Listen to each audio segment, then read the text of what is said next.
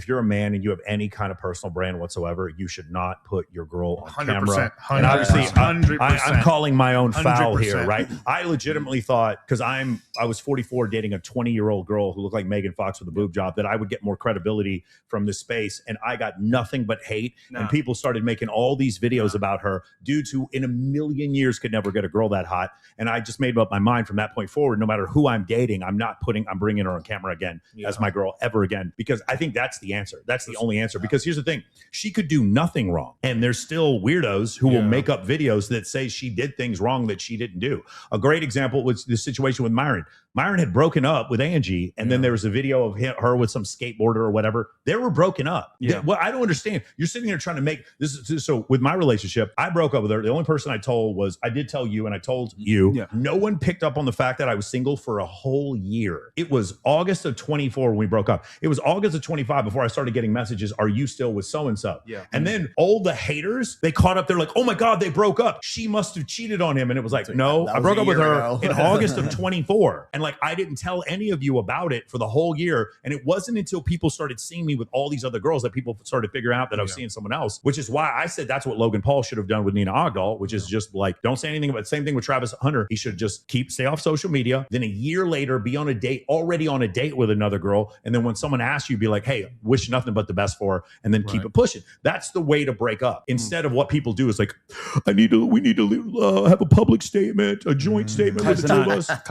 Yeah, you don't need to have a joint public statement. No one needs to know. It's like you know who's really good at this? Chris Williamson. I have no idea who's dating. I have no clue. He's doing a great job. I have no clue. Joe Rogan keeps his girl off the internet. It's terrific. You know the terrible example of this? Akash Singh. That's about as bad as you can go in the opposite direction. Another issue, I really like the guy, but Tom, Bill, like what you're doing with your wife, you need to have separate entities that have nothing to do with each other. But unfortunately, because she swagger jacked you and taking your clout, and now she's running off in a different direction with clout that she didn't earn. Now all she does, there is no good that can come from this. None. You are not going to get a single sponsor or make a single dollar because of what you're doing. There's only enabled yourself to risk. Yeah. So the thing I would say is, if you're a dude and you even have 10,000 followers on Instagram, I think it's probably the best idea for you to just keep your girl. What you do is close friends list, girls that you maybe want to have Bible study with, and dudes that are your homies that you trust. They're the only ones who get to see your relationship. And then everyone else, you just say, hey, take pictures. I'm with 12 girls right now. We're just having fun. We're existing. We're living life. Might be sleeping with them, might not be sleeping with them. It's none of your business. But I'm going to give you some advice. You can listen to it or not. But when you make it about you, bro, it's a problem. But people use it as a shortcut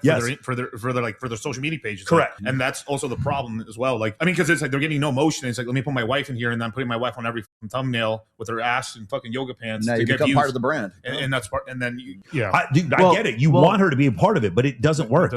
They're not all Layla Hermosi. If they were all Layla Hermosi, then maybe, but they're not like that. Well, if you notice, most agencies and Hollywood directors tell actors to get with somebody of similar magnitude, because if you build a fit relationship like that online, if it breaks, it doesn't matter because it's not even real. But as an audience, you're like, you should do that. She did this. It's just engagement and more banter for the next season, next episode. Yeah. But if it's a real girlfriend, a real boyfriend, a real husband and wife, that's gonna create tension automatically. Yeah. So there's no win-win in that scenario. None. No way to win. Yeah. Yeah. So in that sense, even me, for example, I brought girls on stream. I was having fun with. It wasn't serious. Just have this fun. Even that was taken out of context. Like, God damn, I'm just fucking her. It's not for my girl. Mm-hmm. So I think just our space, especially, our camera's way better. And I find it weird when people post their kids too. Bro, that's insane. That's crazy. Dude. Listen, we all need to just be floating disembodied penises that just exist in the universe. we are. It's like it's Schrodinger's penis. We are both sleeping with a woman and not sleeping with a woman at the same time. We're in a relationship and not in a relationship at the same time. Schrodinger's penis. That's what we need. I like now when it's fresh. You don't got a big, bro. You got to pay. Cool. Think that, because you know what it is. In real life, I know what I do. Yes. But it's funny because when I showed people the dates I went on YouTube and the vlogs, it got weird. Mm-hmm. They DM the girl's parents. Well, she's a mud shark. I mean, that's kind of funny, but you know what I'm saying? And then it's like, you're stalking her. And now it's weird because I don't want to hurt the girl. Like, she's super cool. I'm just having fun. We're having fun. But then it's like, it's a weird place to be. Now imagine that was my girlfriend for real. Then disaster. They create things and a parasocial dynamic where like it makes it awkward. And notice, I've been on YouTube for 6-7 years. Before that, I watch YouTubers all the time. Right.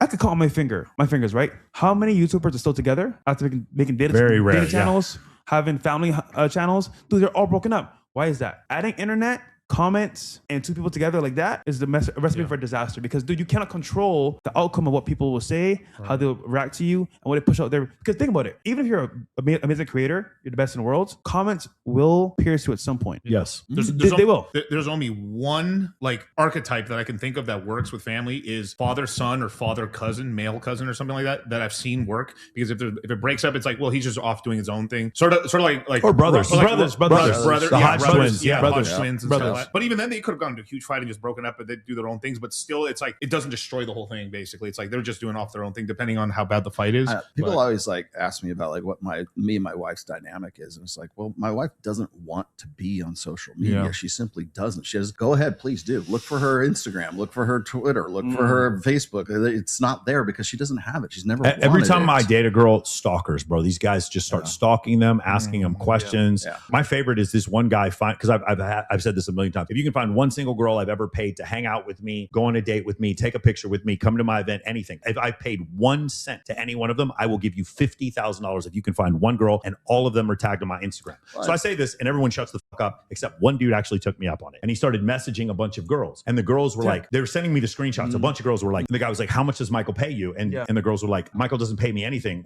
They're like, well, then why do you hang out with him? She's like, because I love him. He's my friend. Michael's one of the greatest dudes ever. And they sent me these screenshots. And what did the guy did? Did he go, oh my gosh, I've learned a new lesson. It turns out you can actually have a bunch of women speak up for you and actually fucking really like you. And then from that, date a bunch of beautiful women. Instead, he's like, fuck you, bitch. You stupid whore. What do you mean? Like, what? No, she's not a stupid whore.